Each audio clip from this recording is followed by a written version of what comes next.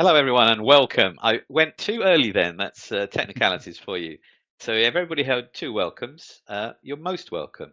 Welcome to today's Elemental webinar, where we'll be tackling the challenges and opportunities around smart homes and EV charging. I'm Andrew David. I'm editor at large at Elemental, and I am your host today. And I'm delighted that I won't have to say too much because we've got experts with us today who are going to help us to find our way around some of the policy and the practice involved. Let me introduce them. Kelly Butler is Strategy Director for BEMA, the trade association for the electro-technical industry. And they're the companies very much in the thick of the connected building discussion. And James Major, meanwhile, is involved on more than one front. He's Chief Executive of HubPro, which is all about energy efficient monitoring and controls. But he also runs an M&E contractor. So he has definite views on making sure all these policies are practical, or as Rishi Sunak might say, pragmatic. We'll get into the discussion and then we'll open up the floor to questions from the audience. So please put a relatively short question in the ask a question box below, and we'll try to get through as many as we can. So Kelly, this discussion feels pretty timely. There's a lot going on in this area. There is. Yeah.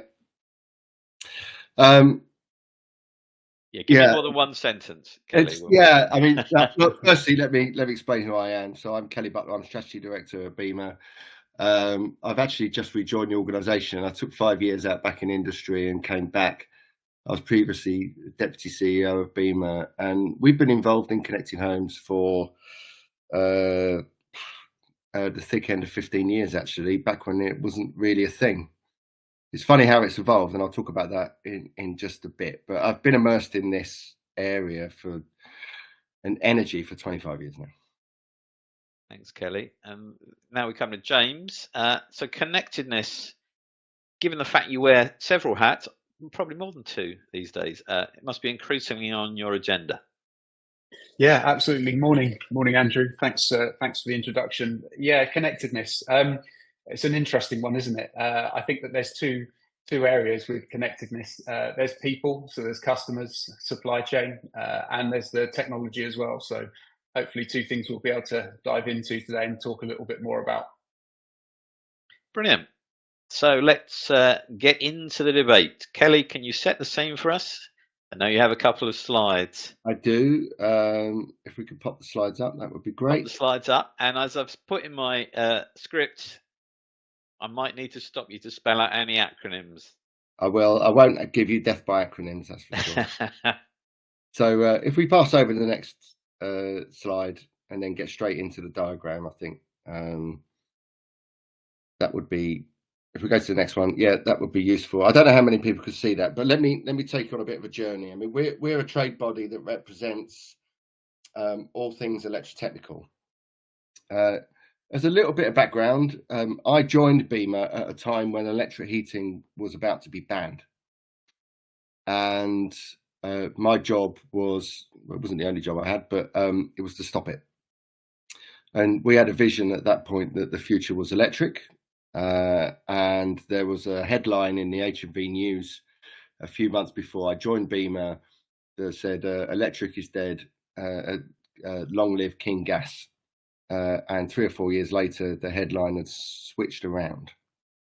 So, I think we did a pretty good job on that. But that was purely because we saw a future for an electrified, because it was the only fuel that you could really seriously decarbonize at that time. And we might get into hydrogen and stuff today, but electrification for us was the future. So fast forward a few years, we had a look at connected homes. We'd run a connected homes group at BEMA for a number of years. And back in those days, it was quite a discrete topic. It was about connectivity, really about lifestyle. It was all the things that we're familiar with. It was Hive and Nest and controlling remotely. It was about trying to get the best out of any system that you had in a home. But it was quite discrete. There was no real connectivity around the home.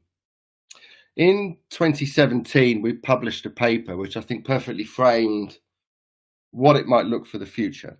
And on the left side of that slide, what you're seeing is what we painted at that time, which was a home connected to some form of electric heating, whether it's a heat pump or electric storage heating or hot water store, electric vehicle charge point. It was lighting, appliances, and also onboard renewables and battery storage.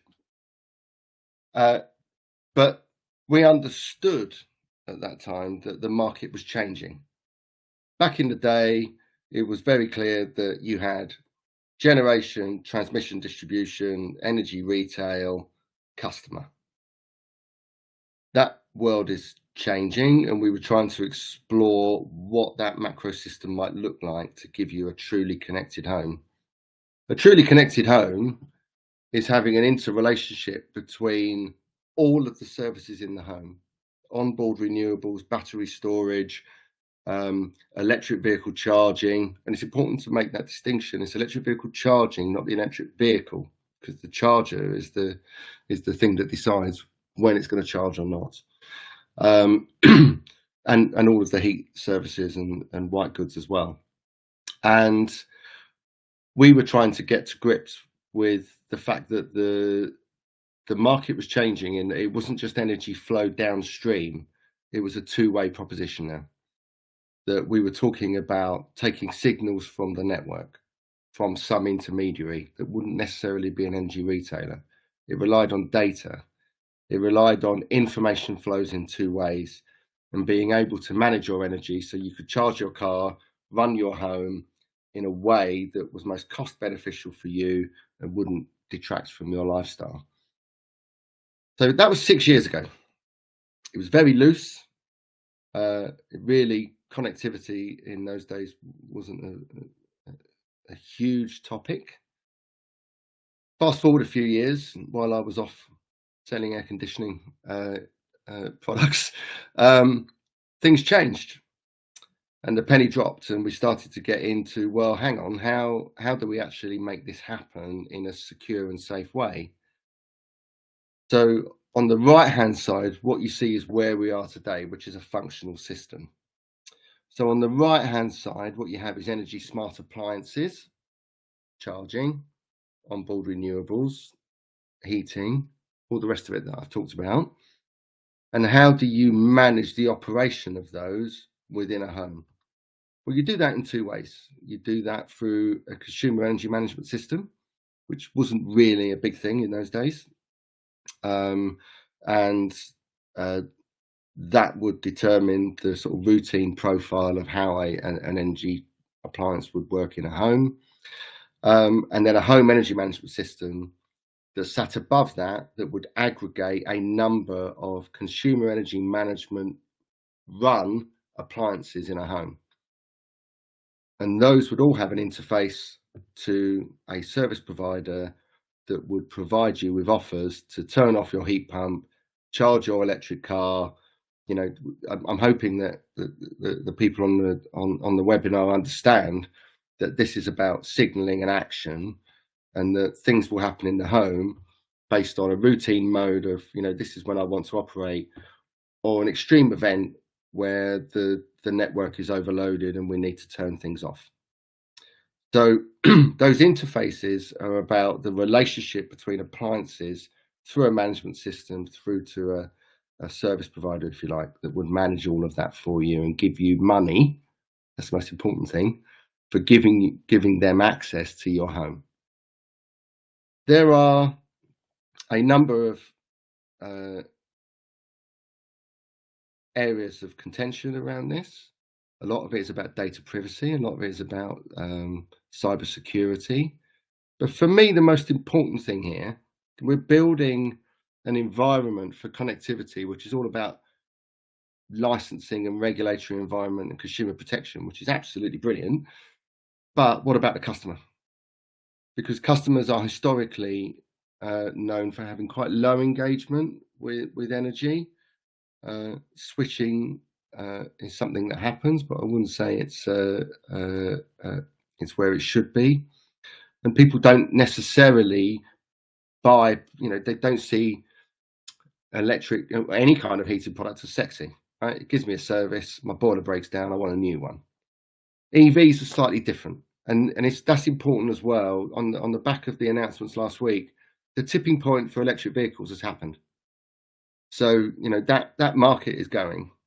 It's a very discrete market. You have an electric vehicle, you have a charger, you might have a battery. Heating has been slightly shot in the knees last week, and we can talk about that a bit later.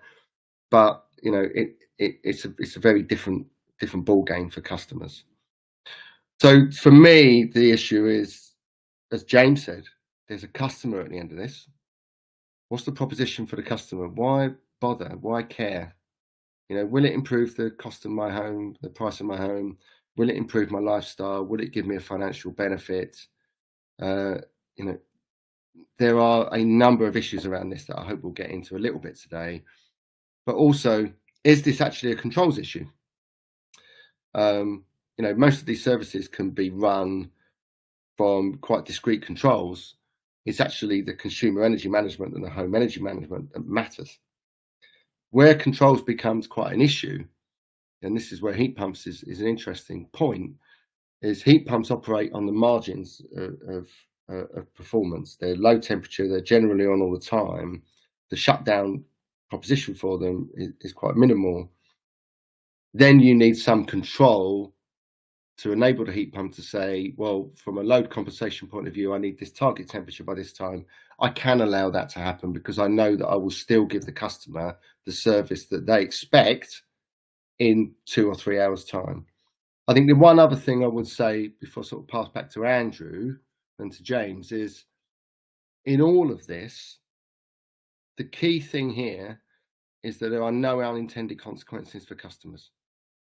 So what you don't want is an external operator coming into your home and saying, oh, I'd quite like to discharge your battery because I need some extra load on the grid. And by the way, what I didn't know is that you've already set an event to happen 2 hours later, which means it's going to charge your car because it's most beneficial for you to charge your car at that time. And that's why the home energy management system is so critical here, because it's the logic that manages everything in a connected home. It could be cloud-based, it could be physical, but it's absolutely integral to having a fully connected home and not these little boxes of connected appliances. So that's just a bit of background. The energy market is changing, it's exciting, but from a consumer point of view, I don't believe that they are fully engaged at the moment or understand it. Great. Thanks, Kelly. That's you've typically thrown a lot of questions up in the air that we'll hopefully get into. Just that, I think the issue that we have to tackle, the fundamental issue, is consumers are starting to talk about things being connectedness, and as you say, do they know what it means, and how do we deliver it?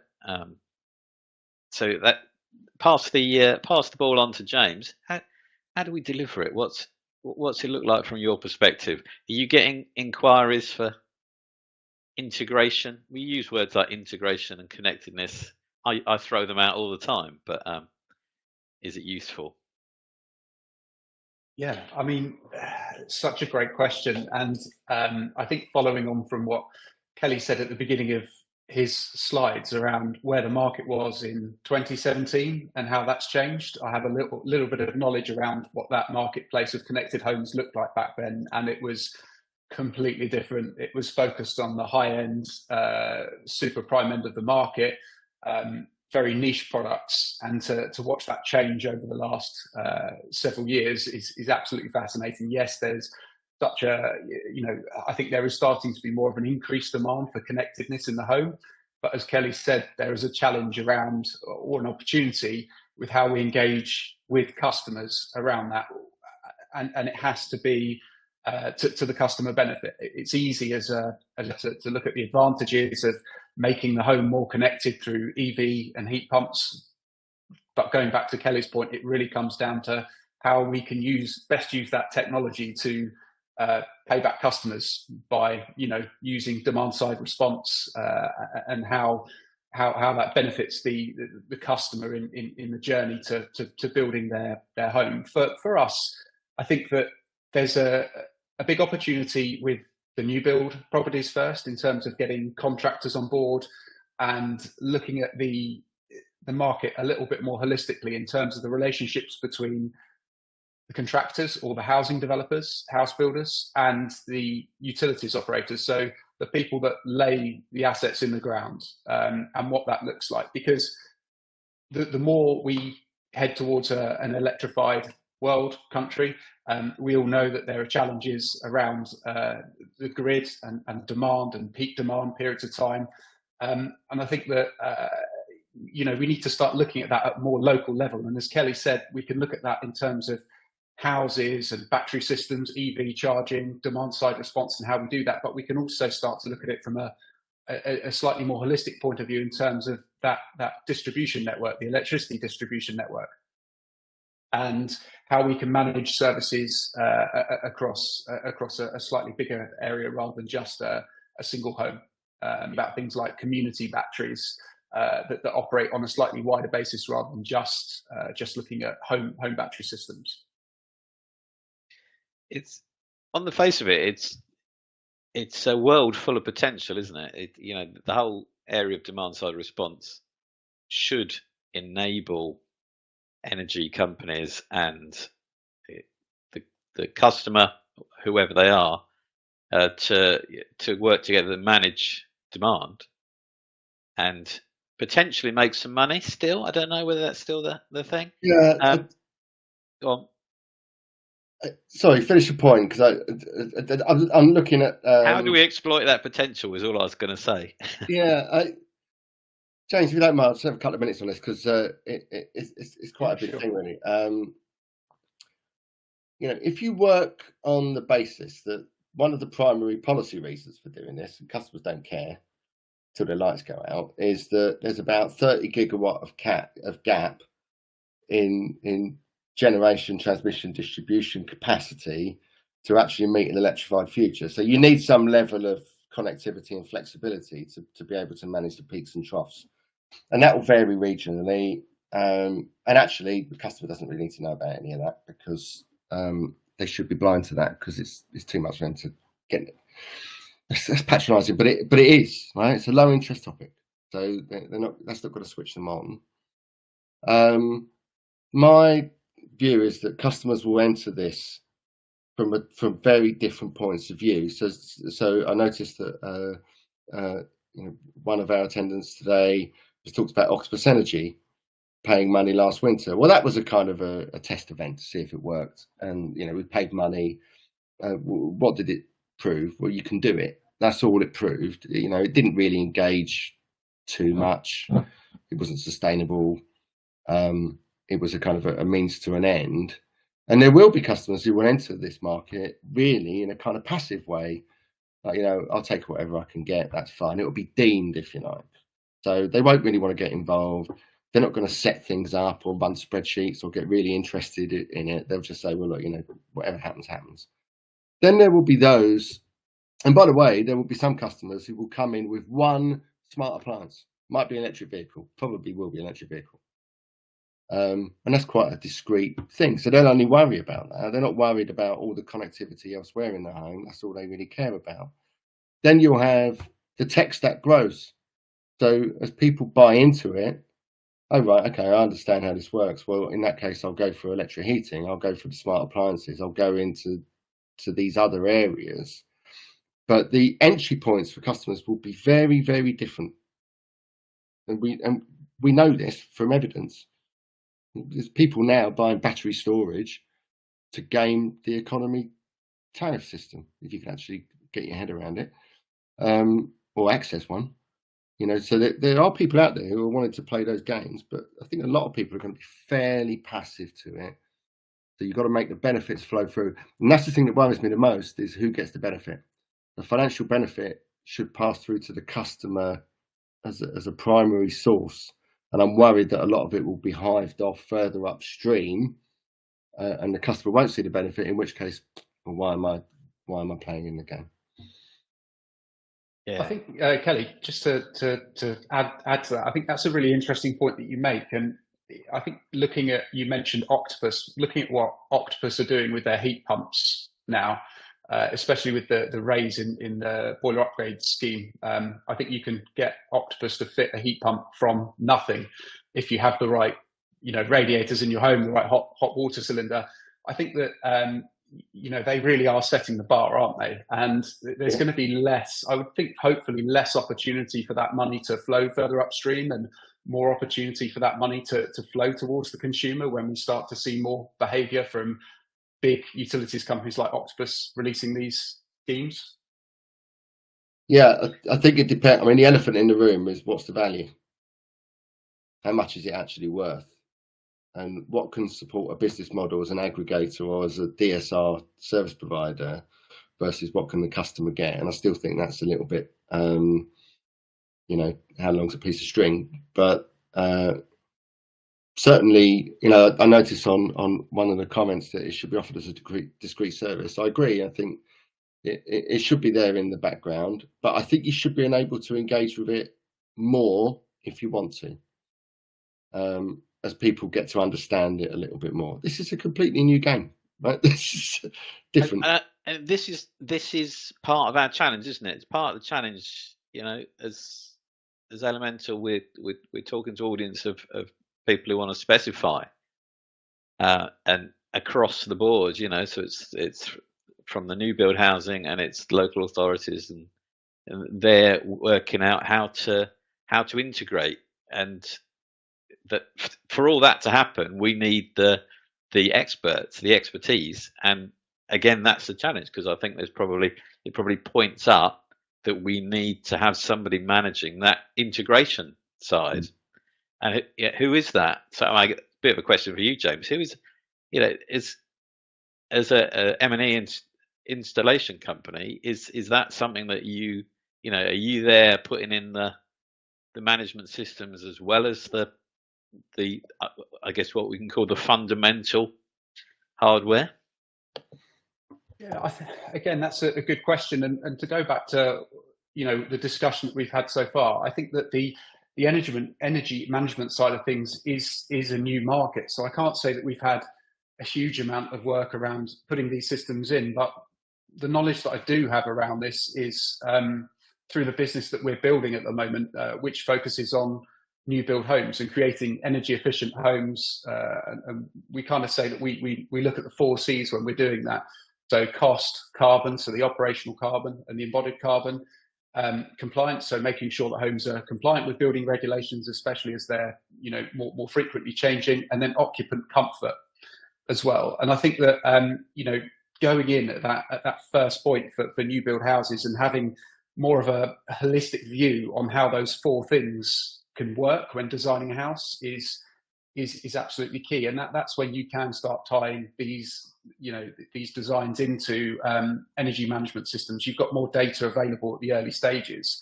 We run simulations which don't take days to build. They take we're not talking about a full BIM model that could take upwards of 2 days for a house. We're talking about something so quick that it can be turned around in under two minutes, right? But for a house, and I think by getting that data right at the start, it starts to open up conversations between different stakeholders. So even internally within a house building business, so marketing, how can we better use this information to market our properties better and get that information out to new buyers to help them understand, why it's a great thing to have an energy efficient house, a sustainable home. And the pros of having energy management systems, as Kelly was talking about there. Once you start to do it right from the start of the proposition, it starts to build and grow legs, especially when you get more stakeholders involved, not just from construction, but you start to talk to people in energy, you start to talk to people in product. So bringing in EV chargers into the mix, bringing in the IDNO that might be supplying the electricity to development more into the mix, more into the conversation, and the benefits and the opportunities for all of those parties, I think is key, especially in new build. I think that retrofit is a harder element to work on. Yeah, well, let's just talk about the new build and take that on a bit. Some of the conversations we're having, we're talking to the heat pump guys, I'm talking to the EV charging guys, and it's about how we organise this integration and collaboration. The charging guys are really keen to talk to the house builders. The heat pump guys are keen to talk to the house builders, but it's almost like we need this. I'm going to suggest that we need a forum which is all about the connectedness. I guess there's probably one out there already, but it's how do we? By nature, they've grown up as separate worlds, haven't they? The EV charging, construction, and now the heat pump, the heating side. We need to sort of all get together, and energy management. We all need to get together in a virtual huddle, don't we? How do we do that? I'll throw a question back at you. Kelly, how do we do that? Responding to one of the comments, how do we? Yeah, the thing is, you're supposed to be listening to me, not reading the comments at the same time. Well, we've attracted people to come and see us. So welcome. Yeah, exactly. Welcome to Elemental Forums, where they're informal forums. We're proving that keeping all the balls in the air is what you got to do with a connected home, isn't it, or a connected building. I was just saying about how do we bring everybody together? Are there official forums already? Has the government set up? Yeah. So that kind of thing? There is an industry advisory group for this that I sit on, and in fact, one of the things I've committed to do this autumn is to look at customer journey and customer propositions. And I had a meeting with them last week, the day after the Prime Minister's announcement, so it's a bit awkward for a couple of minutes, but it was fine. And the good news is that they're still committed to this. They're still committed to the journey we're on. And we're told by officials that they're still committed to rebalancing energy prices. The sad thing was last week, I think the messaging around heat pumps was wrong, completely wrong. But by the by. That's so another forum. For another forum, but the industry advisory group exists. There's a technical working group to deal with some of that cyber security and all the stuff I was talking about. But the key, one of the major issues in all of this is interoperability, and we're now talking about how do we standardize the interoperability around a home. So I've got a heat pump and it's got a consumer energy management device or sort of cloud-based system, and I've got an EV. How do I make sure all those things talk together? There's EE-Bus, there's Matter. I think Matter is gaining momentum. But if you have proprietary interoperability systems and controls, that's a problem. You'll end up with stranded assets and things that don't work. And I've also advised the civil servants that you get one go at this. Like if you mess it up, if a customer invests, especially at high value, and it doesn't work, you've got negative media, negative perception, and that grows. So we've got to get it absolutely right. So there's a lot going on in this space. I think one thing I would address was the building regs side, which James I think talked about. So interestingly, the Future Homes Hub, which is all the house builders together, they have an implementation board. And there's work streams out of that, and flexibility is one of these points. For a house Kelly, isn't one of the new uplift regulations that you have to have charging facilities in a new yes, build? But what it doesn't have, as far as I'm aware, is a minimum capacity for the charger. So what you don't want is house builders putting in 3.5 kilowatt chargers. Or something that is not much better than a 13 amp plug. You want to push towards, kind of higher capacity charging. Then you're into DNO connections, 3-phase connections, and how receptive are they to that, and how much is that going to cost the house builder? Everything comes down to cost, and where's the benefit for them? A house builder works basically on a SAP model. It has an energy target, a carbon target, and ticks the boxes, and then fills it all in and says, "Oh well, I've met my targets."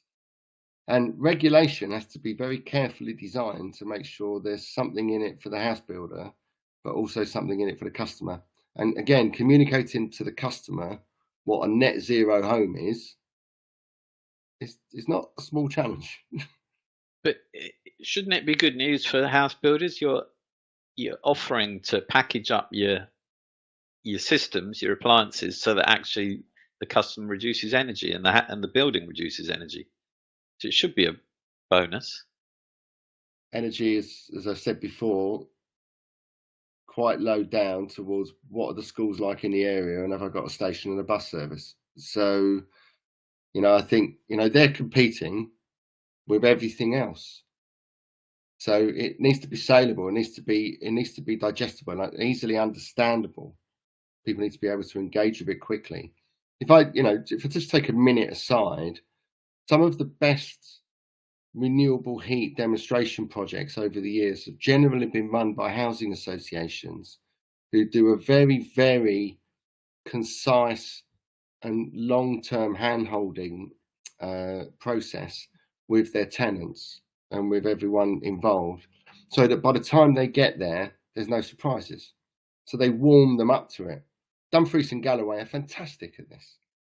And, we're now talking about a situation, well, maybe it's not like that. I'm just going to give you a house. Someone put something up about reading the manuals. Who reads a manual? That handover process needs to be really carefully managed so they understand what they're buying and how to use it.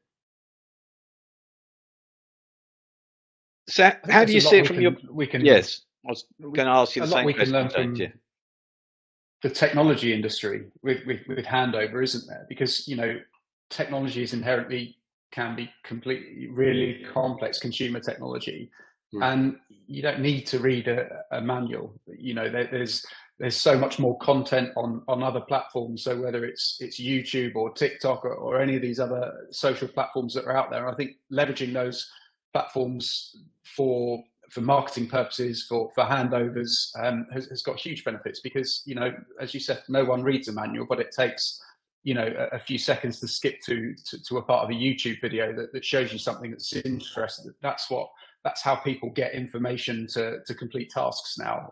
And I think that maybe using that would be a good way to improve that process. Yeah, I completely agree. I mean, to answer your initial point, the Heat Pump Association have done a fantastic job on publishing, I'm sure there'll be other versions down the line, but a kind of an easy to digest consumer sort of handover guide for new build. I'm about to, in 2 weeks, start the process of writing one for ventilation, because you'd be surprised how complex that's not complex, but for customers, ventilation is a low interest topic till it goes wrong. So we're working on that as well. So I think that kind of guidance will develop over time. I think your point about channel for delivery is absolutely critical, because people just don't read this stuff.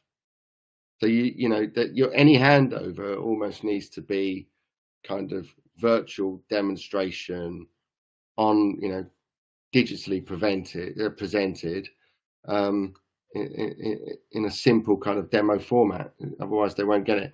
We're doing it at the moment for discrete appliances or discrete services in a building. Eventually, we'll have to deal with what is flexibility and what does it mean to you. But I think we're a year or two down the line from that.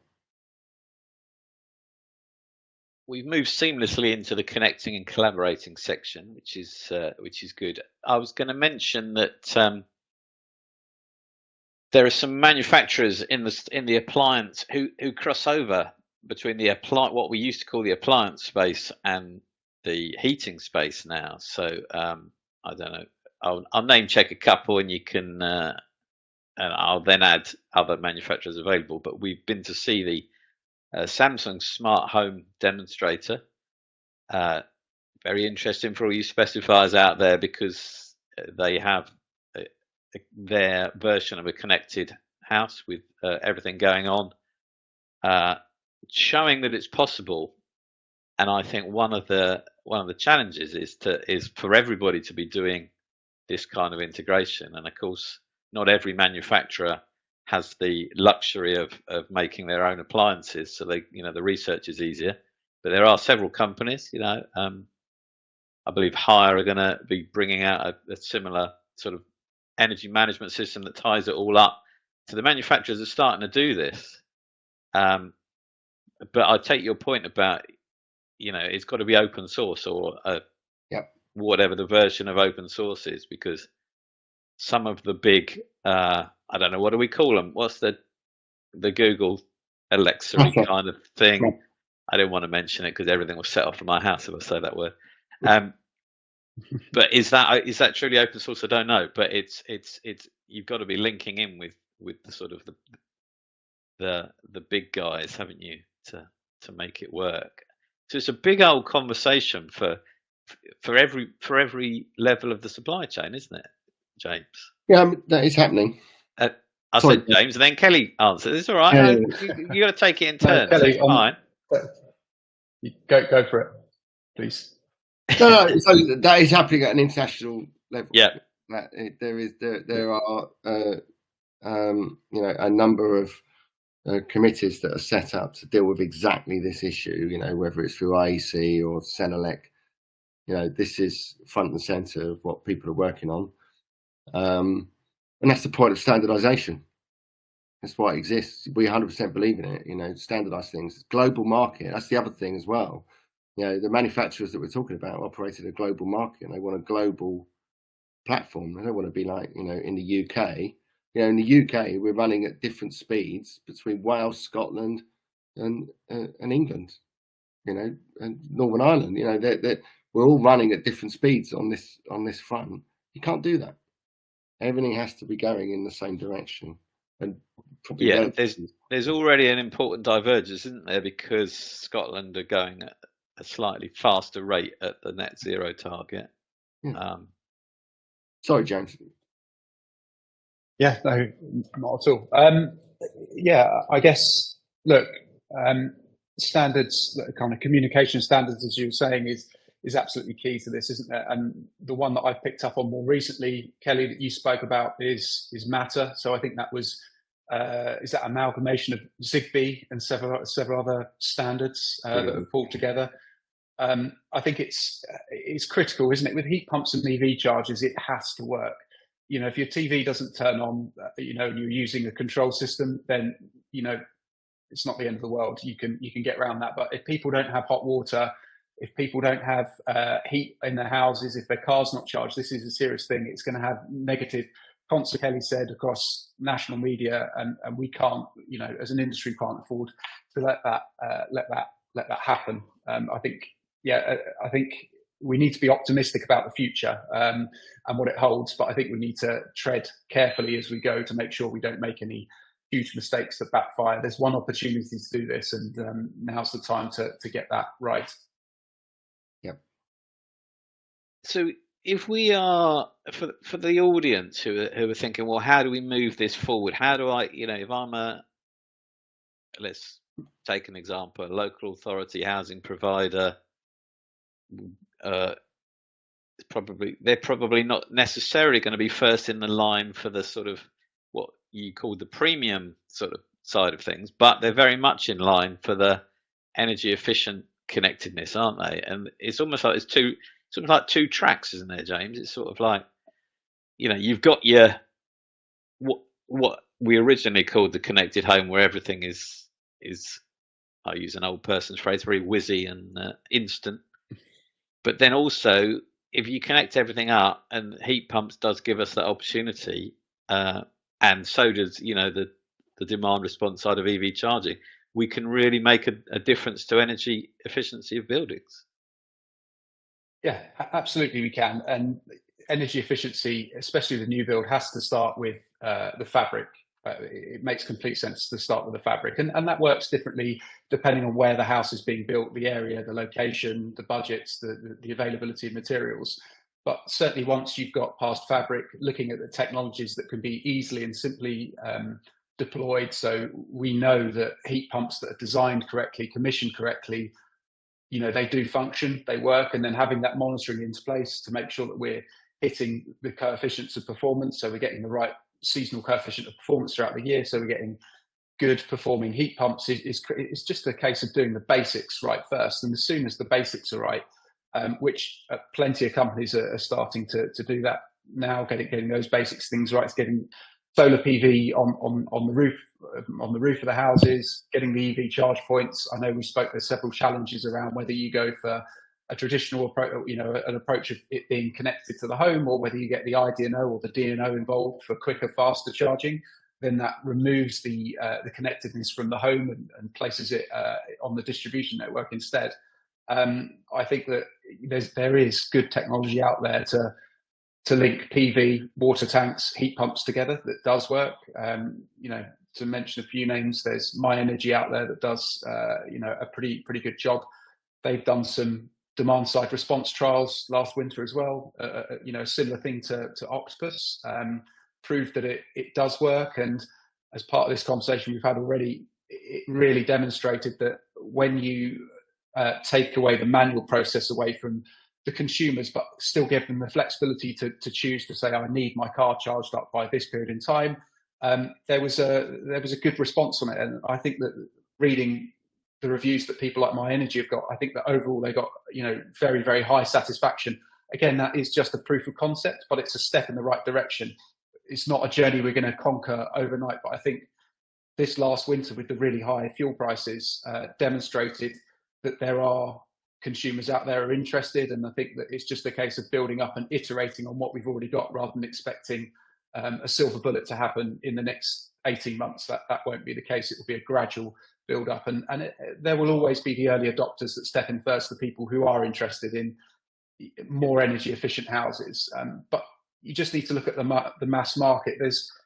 In that mass market, no one wants to buy a heat pump. Like, no one wants to buy a heat pump. People want a warm, comfortable house, and they want the money that they save to go on holiday. A heat pump it's an expensive piece of kit, but it's not a luxury item like buying a top of the range EV. So we have to be really mindful to not compare between purchasing of EVs and purchasing of heat pumps, because they are different. One's aspirational, the other is not. It just serves a purpose to keep your home warm. And I think that, as I said, if we start to go on that journey and it's an iterative process rather than aiming for a silver bullet, we'll learn from what we're doing at the moment, as we've seen last winter with the DSR trials.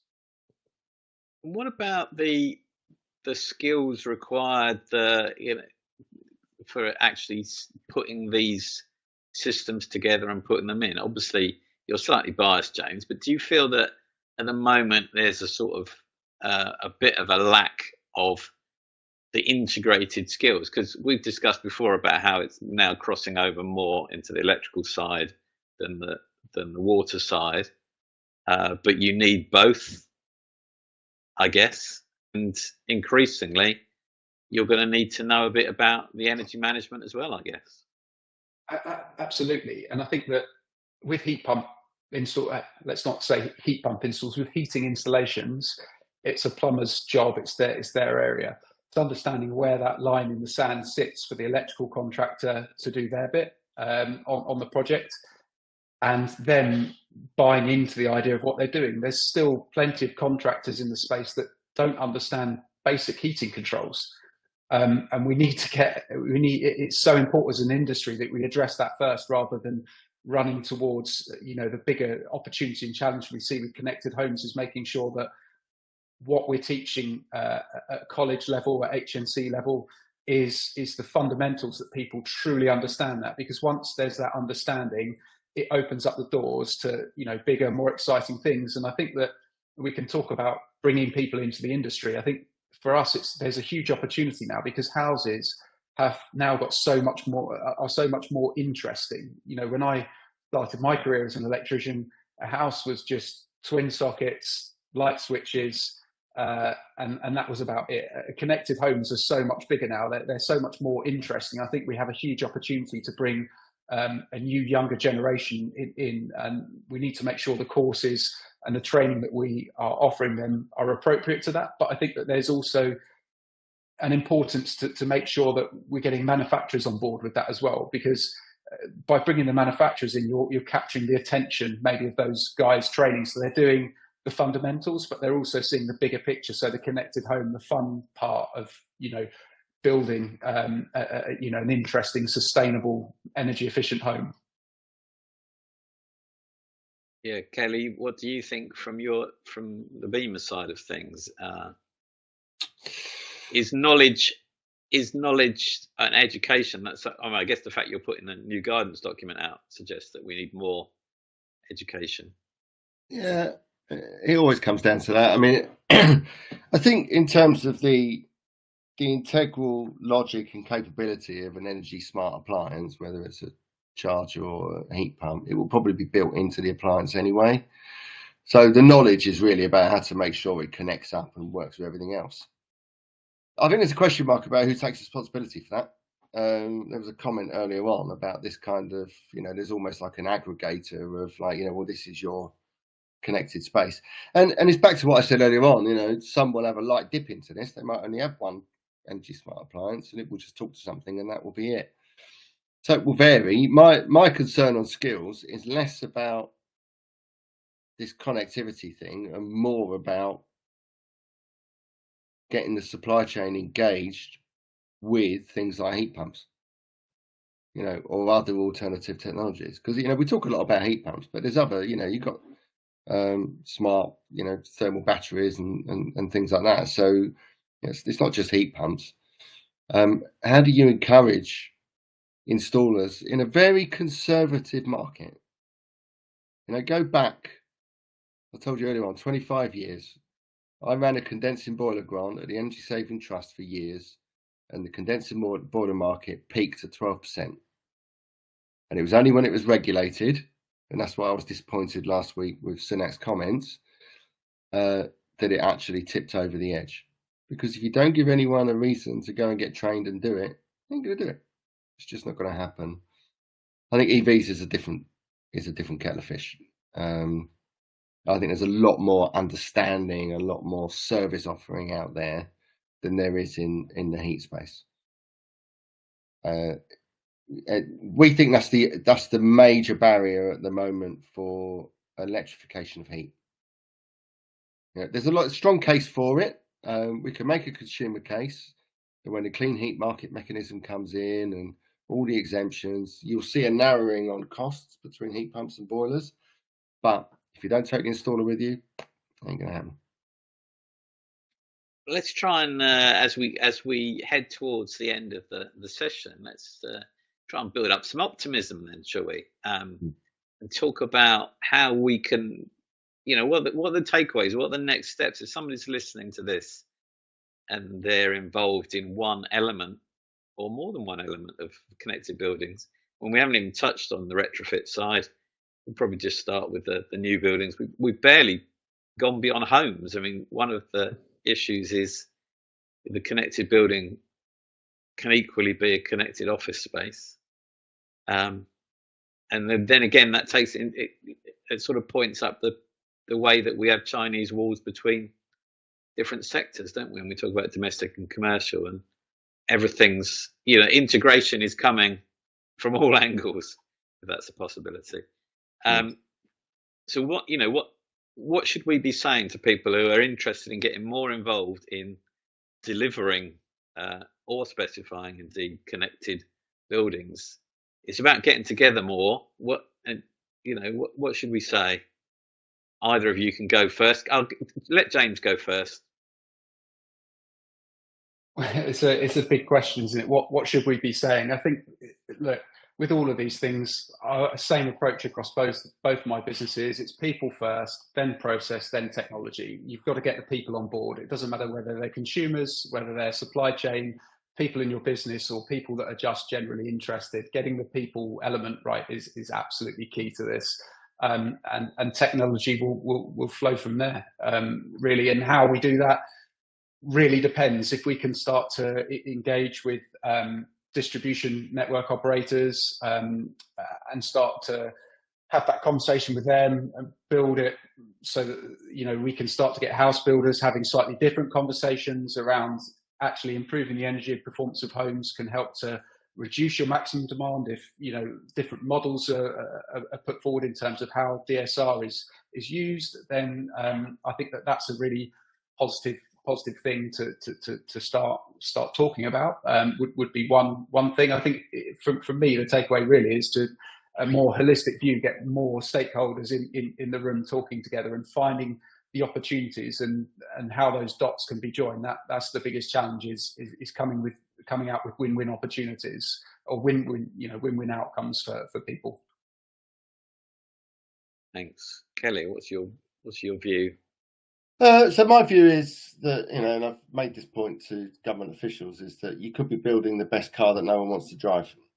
So I agree with James, people, and we need to start putting some pounds, shillings and pence, even if it's conservative and just a finger in the air in terms of why, what's in it for you. Process is being done in the background anyway. And consumer protection, all that kind of stuff, licensing arrangements, market design, that's all happening. Technology will deliver. Manufacturers will always give you what the market requires if you can prove there's a market. So it is first and foremost people, and what we need is very simple, not too complicated, not too many of them messages for consumers first, and then anyone who wants to enter this space on the supply chain side. And it needs to be accredited, needs to be government backed, because it is what it is, that consumers mostly trust government, mostly trust local government, actually, funny enough, but it needs to be accredited, and everyone is saying the same thing on the same topic. And I think that is where you start from, because at the moment it's just noise, just a lot of noise. Just checking the questions and answers. I think the question that's in there has been answered, which was on the chat, so that's good. So we've got about 4 or 5 minutes now just to roll in some concluding comments. We've given some of those takeaways. Do you think should people get in contact with BEMA, for instance, to start the ball rolling if they've got an interest in this integrating journey? Because you're on these government committees. We need to all get together. Is there another way? There are other associations, of course. I'm sure they can all shout. Yeah, I mean, it's fair. I mean, we're the lead organisation in this area because, as I said, we've got most of the energy smart appliances in our portfolio, and we've been running connectivity for 15 years or more. At the risk of an avalanche of emails, I'm more than happy to talk to anyone about this topic. It's something close to my heart. But I think it's the outputs that we come, rather than the bilateral discussions. We need to get to grips with some of the stuff that James and I have talked about today. Messaging, simple to understand, and also understand that it means different things to different people. House builders want to hear one thing, housing associations want to hear another, owner occupiers another, and on that. One thing that we've not talked about today that I think is key is that the whole connectivity discussion has moved away from where I thought it was actually most exciting. We're talking about energy, but what about assisted living? What about all of the kind of the monitoring and control setup you can have for social benefit, to improve people's lives, to improve, to extend people's lives, to extend people's time living in their homes unassisted, where they can have controls and monitoring to make sure that they have some protection. That whole discussion has disappeared off the table, and I think that's a shame. I can see another webinar on the horizon for that. Maybe. What I was going to say was that about messaging. Absolutely agree. We have the luxury of a forum for installers over on the other side, an installer. We have a forum for specifiers. So let's keep the messaging coming. And I think as we started off, it should be an exciting development. This opportunity to roll all your heating and electrical appliances together for the benefit of energy reduction, as well as where it all started, as well as convenience. And our industries that we're all involved with at various levels of the supply chains are the ones that are going to deliver it. So we have got to get to grips with it. We do need a little bit of, probably how we end all these webinars, a little bit of more direct guidance and or regulation to get things moving. But yeah, so your concluding remarks, exciting times, aren't they? Question mark. Yeah, I think so. I absolutely do. Things have to and will change. I think there is a lot of challenges in the space. There's a lot of things that we need to improve and do.